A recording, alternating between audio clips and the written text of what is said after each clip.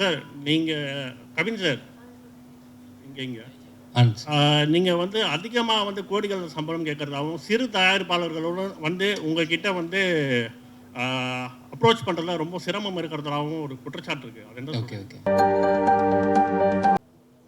நேரமின்மை காரணமாக வச்சுக்கலாம். டக்குன்னு சில கொஸ்டின்ஸ் மட்டும் எடுத்துட்டு will wrap the session. First question.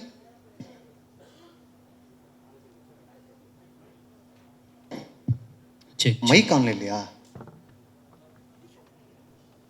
மைக்கு எல்லா நேரத்தையும் ஒழுங்காக வேலை செஞ்சுட்டு அது ஈவெண்ட்டே இல்லை. ஈவெண்ட்னு அதெல்லாம் நடக்கணும்.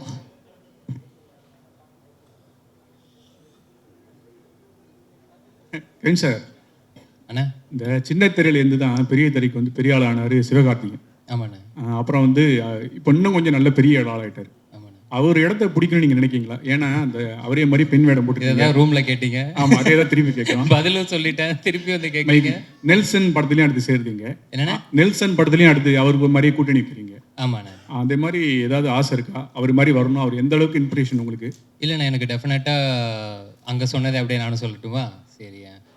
சிவான சேதுபதியான எனக்கு 2 பேருமே பயங்கரமான இன்ஸ்பிரேஷன். ஏன்னா அஜித் சார், விஜய் சார் எல்லாத்தையுமே நம்ம கிட்டக்க கூட பார்த்தது கிடையாது. என்னோடய ஸ்கூல் காலேஜ் டைமில் நான் சொல்கிறேன், வெறும் ஸ்க்ரீனில் மட்டும்தான் நம்ம பார்க்குறோம். எனக்கு அப்படி இருக்கும்போது ஏதோ நம்மளாலும் ஒருத்தன் ஜெயிக்கிறான், இங்கேருந்து ஒருத்தன் போய் அதை பண்ணுறான் அப்படிங்கும்போது அப்போ தான் என்ன மாதிரியான பசங்களுக்கெல்லாம் இன்னும் ஸ்ட்ராங்காக அந்த நம்பிக்கை இன்னும் பெருசாது. அப்போ ஓகே, ஏதோ ஒன்று ட்ரை பண்ணிகிட்டே இருந்தால் சின்சியராக அதை பண்ணிட முடியும் போலையே அப்படின்னு சொல்லிட்டு. சிவானன்ட்ட அந்த மாதிரி இருக்குன்னா, இப்போ சேதுவன்ட்ட அவர் அவ்வளோ ஜூனியர் ஆர்டிஸ்ட்டாக நடித்து, ஆக்சுவலாக அவர் ஜூனியர் ஆர்டிஸ்ட்டோட லிஸ்ட் எடுத்தாலே அவ்வளோ இருக்கும் நம்மளுக்கு. ஸோ அதுவும் நடித்து கன்ஃபார்மாக ஏதோ ஒரு நாள் நடந்துடும் அப்படின்ற அந்த ஒரு ட்ரஸ்ட் இருக்குல்ல, அது ஒரு 1000ல் ஒருத்தருக்கு, 10,000ல் ஒருத்தருக்கு, லட்சத்தில் ஒருத்தருக்கு நடந்தாலுமே அந்த ஒருத்தர் மாதிரி கொடுக்குற நம்பிக்கை தான் என்ன மாதிரி பசங்களுக்கு அது ஒரு பயங்கரமான சீடுன்னு நினைக்கிறேன் நான். ஸோ அந்த இன்ஸ்பிரேஷன் நிச்சயமாக இருக்குது. மற்றபடி எனக்கு வர கதைகள் எந்த அளவுக்கு என்கேஜிங்காக இருக்குது, ப்ளஸ் எந்த அளவுக்கு டிஃப்ரெண்ட்டாக பண்ண முடியும் அப்படிங்கிறத தான் நான் பார்த்து பண்ணிகிட்ருக்கேன்.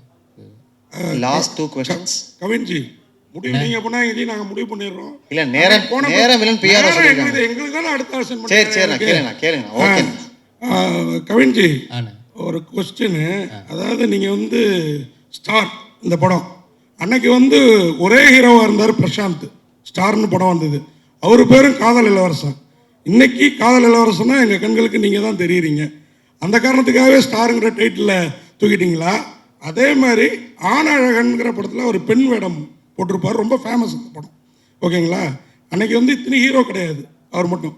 அந்த மாதிரி ஒரு நோக்கம், ஒரு சென்டிமெண்ட் இதுக்குள்ளார வச்சு தான் அந்த படத்தை ஒத்துக்கிட்டீங்களான்னு என்னோட கேள்வி. இல்லை, நான் இந்த படத்தோட இப்போ ஸ்டார் அப்படிங்கிறத பொறுத்த வரைக்கும் நாங்கள் எல்லாருமே இப்போ சொல்லியிருந்தோம் இல்லையா, ஸ்டார்னா வெறுமனே அந்த ஸ்க்ரீனில் வர அது கிடையாது ஸ்டார்.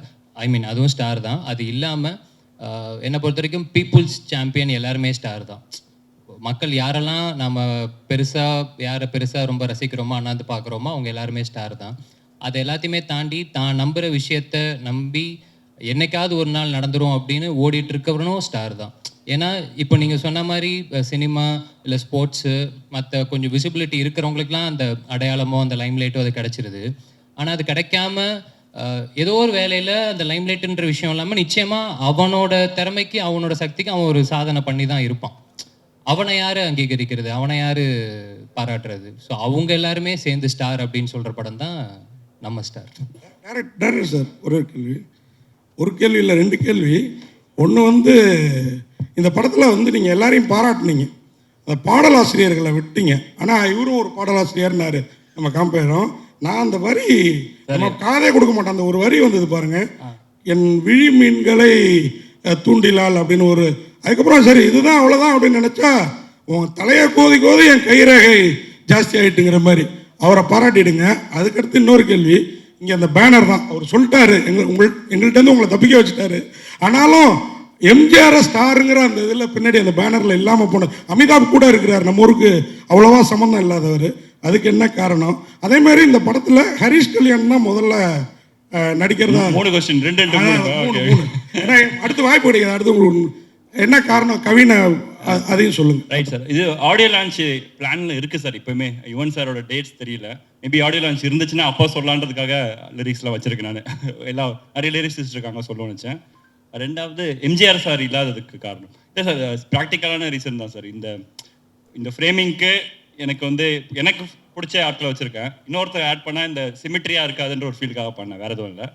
மூணாவது ஹரிஷ் கல்யாணுக்கு நன்றி சொல்லணும் சார். நான் லைக் காரணங்கள் வேறு காரணங்கள் சார், ப்ராக்டிக்கலான ரீசன்ஸ் தான். பட் ஸ்டில் அதை ஸ்போர்ட்டிவாக எடுத்து சப்போர்ட்டிவாக இருந்ததுக்காக ஹரிஷ் கல்யாணுக்கு நன்றி சொல்லணும் சார், அவ்வளோதான். இளனுக்கு ஒரு கொஸ்டின், கவினுக்கு ஒரு கொஸ்டின். ஓகே, ஃபஸ்ட்டு இளனுக்கு. இளன், உண்மையாகவே இது ரொம்ப அழகான மேடையாக இருக்குது. ஏன்னா ஒரு இன்ஸ்பிரேஷனான இந்த கதை எழுதுறதுக்கு உங்கள் தூண்டின ஒருத்தர் வந்து உங்கள் மேடையில் இருக்கிறாரு, அதுவும் உங்கள் அப்பாவாகவே இருக்கிறாரு. தவிர நீங்கள் இந்த படத்தை டைரக்ட் பண்ணிருக்கீங்க, இன்னொரு ஹீரோக்கு வாய்ப்பு கொடுத்துருக்கீங்க. ஸோ ரொம்ப நல்லா இருக்குது. என்னோட கொஸ்டின் என்னென்னா, நீங்கள் எப்போ ஆக்ட் பண்ண போகிறீங்க? அது கண்டிப்பாக சார், எங்கள் அப்பாவுக்கும் அந்த ஆசை இருக்குது. எங்கள் அப்பாவோட எங்கள் அப்பத்தாவுக்கு ஒரு ஆசை இருக்குது சார். எங்கள் அப்பத்தா தான் சின்ன வயசுலேருந்து கேட்டுகிட்டே இருப்பாங்க. நான் ஒரு வேளை ஃப்யூச்சரில் நடித்தேன்னா அந்த படம் எங்கள் அப்பாத்தாக்கு டெடிகேஷனாக இருக்கும். ஓகே, கவின், வாழ்த்துக்கள். பொதுவாக வந்து லேடிஸ் கெட்டப் போடும்போது ஒரு யாரையாவது ஒரு ரெஃபரன்ஸ் எடுத்துக்குவாங்க. கமல்ஹாசன் வந்து அவங்க அம்மாவை எடுத்துக்கிட்டாங்க. ஸோ அந்த மாதிரி இந்த படத்தில் அந்த கெட்டப் போடும்போது யாரையாவது ரெஃபரன்ஸாக எடுத்துக்கிட்டாங்க? கரீனா சோப்ரா. கரீனா சோப்ரா. ஓகே, எனக்கு சொல்லுங்க. சந்தானம் சார் போட்டிருப்பார்ல லேடி. ஓகே, அதுதான். ஏன்னா எனக்கு இந்த படத்துல வந்து இப்போ சிவானா ரெமோல பண்ண மாதிரியோ இல்லை வந்து கமல் சார் அவ்வை சண்முகில பண்ண மாதிரியோ ஒரு பொண்ணாவே நடிச்சு நம்ப வைக்கிறது மாதிரியான இது கிடையாது. புரியுது. அது சின்னதாக காலேஜில் பசங்க பண்ற ஒரு கலாட்டா மாதிரி. ஸோ எனக்கு என்னன்னா அந்த கலாட்டாவில் பார்க்கும்போது சந்தானம் சார் எக்ஸ்ட்ரானரியாக அதில் ஒன்று பண்ணியிருப்பாரு. நிச்சயமா அதை வந்து இப்போ இதுக்கப்புறம் யாராலுமே பீட் பண்ண முடியுமான்றது தெரியல. அந்த மாதிரி முடிஞ்சா ஜாலியாக ஒன்று ட்ரை பண்ணலாமே அப்படின்னு அப்படி எடுத்து பண்ணது. ஆனால் எங்களுக்கு என்ன தோணுச்சுன்னா, ஒரு அந்த கெட்டப்பில் ரொம்ப அழகாக இருக்கிற போர்ஷன்ஸ்லாம் ஐஸ்வர்யா ராஜேஷ் மாதிரியும், கொஞ்சம் சேட்டை பண்ணுற போர்ஷன்ஸ்லாம் அரந்தாங்கி நிஷா மாதிரியே இருந்தது. ரெண்டு பேரும் சேர்ந்த கலவை மாதிரி இருந்தது. பரவாயில்ல, மூணாவதாக ஒன்று இருந்துச்சு, அது நானும் பார்த்தேன் சோஷியல் மீடியாவில். வாழ்த்துக்கள். Santhanam reference super.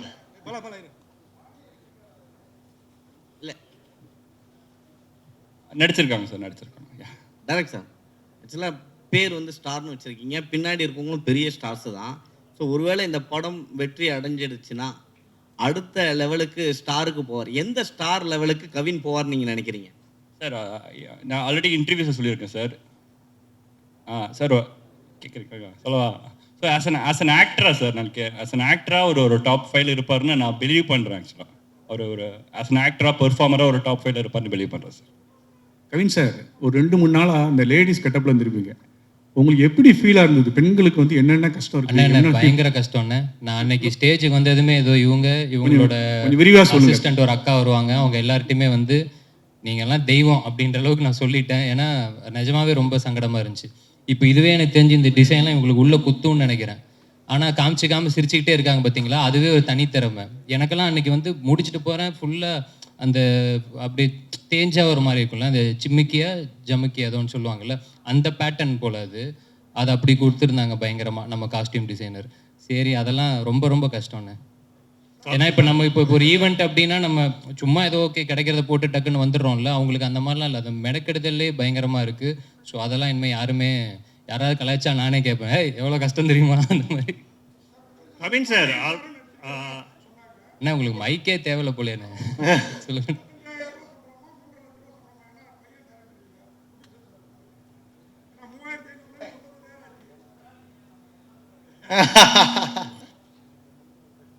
சார், நான் வந்து ஒரு ஓவரால் பட்ஜெட் கொடுத்துட்டு போயிருக்கேன். அதுக்கப்புறம் அந்த பட்ஜெட்டுக்குள்ளேயே இளன் முடிச்சு கொடுத்துருக்காரு படத்தை.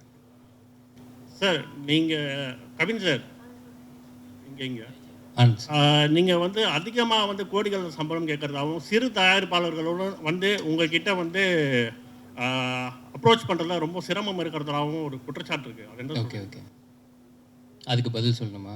அதுவும் நான் அந்த ரூம்லேயே சொல்லியிருந்தேன், திரும்பவும் நீங்கள் கேட்குறீங்க. இப்போ வந்து நம்ம நடிச்சிருக்கோம் ஒரு படம். இந்த படம் டெஃபினட்டாக டிபேட்டபிள் அப்படின்னு நான் நினைக்கிறேன். அது சேம் டைம் இங்கே சம்பளம் டிபேட்டபிளா அப்படிங்கிறது எனக்கு தெரியல. டிபேட்டபிள் யாருக்கு அப்படின்னா எனக்கும் ப்ரொடியூசருக்கும். அட் த சேம் டைம் நம்ம ஏதோ கேட்குறோம் அப்படின்றதுக்கானலாம் யாரும் கொடுத்துடவும் மாட்டாங்க. அப்படி ஒரு விஷயம் கிடையவும் கிடையாது. இப்போ நீங்கள் எந்த பத்திரிக்கையில் வேலை செய்கிறீங்கன்றது எனக்கு தெரியல. ஐ மீன் இல்லைண்ணே, எனக்கு என்ன, நீங்கள் இப்போ இதுக்கு முன்னாடி ஒரு இடத்துல வேலை செஞ்சுருப்பீங்க, அங்கேருந்து இன்னொரு இடத்துக்கு நீங்கள் வேலை பார்க்க போகும்போது டெஃபினட்டாக நம்ம அதே சம்பளத்துலேயோ இல்லை அதே அமௌண்ட்லேயோ நம்ம இது பண்ண மாட்டோம். நிச்சயமாக நம்ம ஒரு சேலரி ஹைக் அப்படின்ற மாதிரி நம்ம கேட்டு ஒன்று போவோம். அதையும் நம்ம தீர்மானிக்க முடியாது, நம்மளோட ப்ரீவியஸ் சம்பளம் தான் தீர்மானிக்கும். இப்போது நான் வந்து கனாக்காலம் கலங்குள் சீரியல் நடித்தேன். அதில் என்னோடய சம்பளம் ஸ்டார்டிங்லாம் 1000 ரூபாய். சீரியல் முடித்து நான் ஒரு 5-6 வருஷம் எக்ஸ்பீரியன்ஸ்க்கு அப்புறம் எனக்கு அதோட சம்பளம் 6000 ரூபாய். ஸோ அந்த 6000 ரூபாவை தீர்மானிக்கிறது 3000, 3000 தீர்மானிக்கிறது 1000, இப்படி தான் இருக்குது. ஸோ சம்பளம் அப்படிங்கிறது இன்றைக்கி வந்து நம்மளோட படம் எந்த அளவுக்கு பண்ணுதோ, அந்த மார்க்கெட்டில் எப்படி நடக்குதோ அதுதான் தீர்மானிக்கிறதே தவிர இங்கே தனிப்பட்ட இதில் யாருமே தீர்மானிக்கிறது கிடையாது. ப்ளஸ் என்னால் படம் வந்து இதுதான் எனக்கு 4வது படம். இந்த 4வது படமே வந்து பார்த்தீங்கன்னா இது எனக்கு முடிக்கிறதுக்கு வந்து இப்போது லிட்டரலாக 1 வருஷம் அப்படிங்கிற மாதிரி ஆகியிருக்கு. இந்த காரணங்களுக்காகவே நான் வந்து சில இடங்களில் நோ சொல்லியிருக்கேன். பட் ஆனால் அந்த நோ சொல்கிறதுக்கான முக்கியமான காரணம் என்னென்னா, யாருமே வெயிட் பண்ண வைக்க வேண்டாம். அவங்க வெயிட் பண்ணுற நேரத்தில் நிச்சயமாக எனக்கு எவ்வளோ பேர் இருக்காங்க, அவங்கள வச்சு கூட பண்ணிட்டு வந்துடலாம். இதெல்லாம் தான் காரணங்கள். சுவாரஸ்யத்துக்காக இல்லை இன்ட்ரெஸ்டிங்காக இருக்கணுன்றதுக்காக அது பேசுறதுக்கு வேணால் நல்லா இருக்கலாம், மற்றபடி ஃபேக்ட்ஸ் இதுதான். சார் இந்த ஒரு சார் சார் சார் அடுத்த 2 படத்தில் ஹீரோயினே கிடையாதுண்ணே. நாளைக்கு ஒரு அனௌன்ஸ்மெண்ட் வரும், அந்த படத்தில் ஹீரோயின் கிடையாது. அதுக்கடுத்து ஒரு படம் பண்ணுறேன், அதுலேயும் ஹீரோயின் கிடையாது. இந்த படத்துலேயும் நான் கதை மட்டும் தான் கேட்டேன், ஹீரோயின் தான் இந்த இவர் தான் கூப்பிட்டு வந்தார். கடைசி கொஸ்டின் இது கடைசி கொஸ்டின் சார், கடைசி கொஸ்டின் இது சார். ஹலோ சார், இந்த கொஸ்டினுக்கு வந்து டைரக்டராக இருந்தாலும் சரி, ஹீரோ இருந்தாலும் சரி, யார் வேணாலும் பதில் சொல்லலாம். சரிங்களா? கவின் ஸ்டார், ஏன்னா எப்பவுமே வந்து ஒரு படத்தோட ஹீரோ வந்து ஒரு பேர் சொல்லி ஒரு ரஜினியின் ஜெயிலர் அப்படிதான் வரும். இது என்ன கவின் ஸ்டார், யாருக்கு மென்ஷன் பண்ணுறீங்க, யார் குறிப்பிட்டு சொல்ல வர்றீங்க? அதுக்கப்புறம் வந்து 2 ஹீரோயின், ஒரு ஹீரோயினை சமாளிக்கிறது பெரிய விஷயம். சரிங்களா? புது ஹீரோயின், ஒருத்தர் தமிழ் தெரியல, எப்படி சமாளிச்சிங்க? 2 பேரில் யாருக்கு கூட சொல்லலாம். நேக்கா டைரக்டர் மைக் கொடுத்துட்டாரு. ஃபர்ஸ்ட் எவ்வளவு நேக்கெல்லாம் பேசியிருக்கலாமே, அது கிடையாது. அவரோட கால் தானே, ஸோ அவர் தான் சொல்லணும். ஸ்டாரிங் கவின் போட்டிருப்போம் அப்படின்னா இதில் நடிக்கிறாரு தான் அர்த்தம். இந்த படத்துக்கு அந்த வார்த்தை யூஸ் பண்ணால் ஒரு மாதிரி வார்த்தை விளையாட்டு மாதிரி அழகாக இருந்துச்சு, அந்த ரீசனுக்காக போட்டோம். ஹீரோனை சமாளிக்கிற அது வந்து அந்த கொஸ்டின்ஸ் எனக்கு அது உடன்பாடு இல்லை அதில். இல்லை ஏன்னா பார்த்தீங்கன்னா அவங்களுமே அவங்களோட பெஸ்ட்டு கொடுக்கறதுக்கு அவ்வளோ ஹார்ட் ஒர்க் பண்ணி ப்ரொஃபஷனலாக 2 பேரும் பண்ணி கொடுத்தாங்க. ஸோ சமாளிக்கிறதுக்கான வேலைகள் அங்கே எதுவும் இல்லை. இல்லை சார், என்னன்னா 2 ஹீரோயின்னாவே. ஆனால் நீங்கள் கேட்டது இன்னொன்று நான் ஆடடாகவே நான் சொல்லிடுறேன். ஒன்றும் இல்லை, இப்போ இவங்களுக்கு டெஃபினட்டாக தமிழ் தெரியாதுண்ணே. பட் ஆனால் அவங்களுக்கு தமிழ் தெரியல அப்படிங்கிறது வந்து ஸ்பாட்டில் நாங்கள் யாருமே ஃபீல் பண்ணல. உச்சரிப்பு அதெல்லாம் பிரச்சனை இருக்கும், இல்லாமல் கிடையாது. பட் ஆனால் அவங்க ஒரு பெரிய 40 பேஜஸ் ரூல்டு நோட் ஒன்று வச்சுருக்காங்க.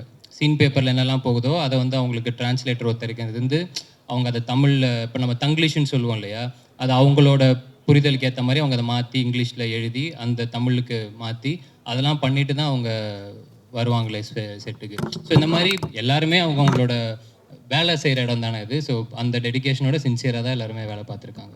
சூப்பர், ரொம்ப ரொம்ப நன்றி, தேங்க்யூ ஸோ மச். ஸோ இத்துடன் இந்த விழா, இந்த சந்திப்பு இனிதே நிறைவடைகிறது.